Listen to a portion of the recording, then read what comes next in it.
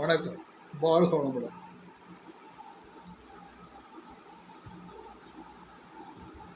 பிறப்பு ஜாதகத்தில் சனி பகவான் எந்த ராசியில்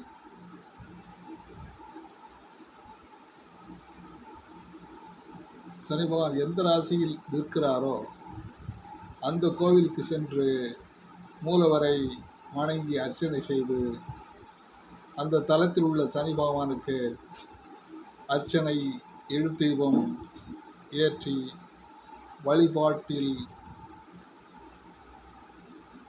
இருந்தால் அந்த கிரகம் தரும் தொல்லைகள் நீங்கும். 12 ராசிகளை போல் பார்ப்போம். மேசராசியில் சனி நீசம் பெறுகின்றார். அந்த மேசராசியிலே சனி இருக்கின்ற பொழுது ஆரணி ஏரிக்குப்பம் எந்த இடத்தில் இருக்கின்ற சனி பகவானை வழிபட வேண்டும். ரிஷபம் திருப்பரங்குன்றத்தில் இருக்கக்கூடிய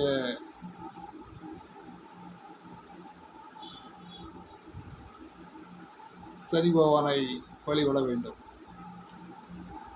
மிதுனத்திலே சனி பகவான் இருக்கின்ற பொழுது மிதுன ராசியில் சனி பகவான் இருந்தால் திருக்காளகஸ்தியில் இருக்கக்கூடிய சனி பகவானை வழிபாடு செய்ய வேண்டும். கடகராசியில் சனி பகவான் இருந்தால் திருவானைக்காவல் அங்கு இருக்கின்ற சனி பகவானை வழிபாடு செய்ய வேண்டும், அர்ச்சனை செய்ய வேண்டும். கன்னி ராசியில் சனி பகவான் இருந்தால் ஸ்ரீவைகுண்டம் அங்கு இருக்கக்கூடிய கைலாசநாதர் கோயில் இருக்கக்கூடிய அந்த சனி பகவானை வழிபட வேண்டும். துலாம் ராசியிலே சனி பகவான் இருக்க பிறந்தவர்கள் திருநள்ளாற்றில் இருக்கக்கூடிய சனி பகவானை வழிபாடு செய்ய வேண்டும்.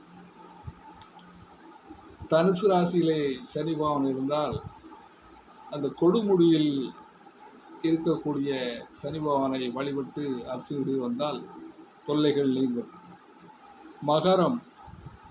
மகர ராசியில் பிறந்தவர்கள் திருச்செங்கோட்டில் இருக்கக்கூடிய ஆலயத்தில் இருக்கக்கூடிய சனி பகவானை வழிபாடு செய்து அர்ச்சனை செய்து வந்தால் அங்கே அவர்கள் படுகின்ற தொல்லை நீங்கும்.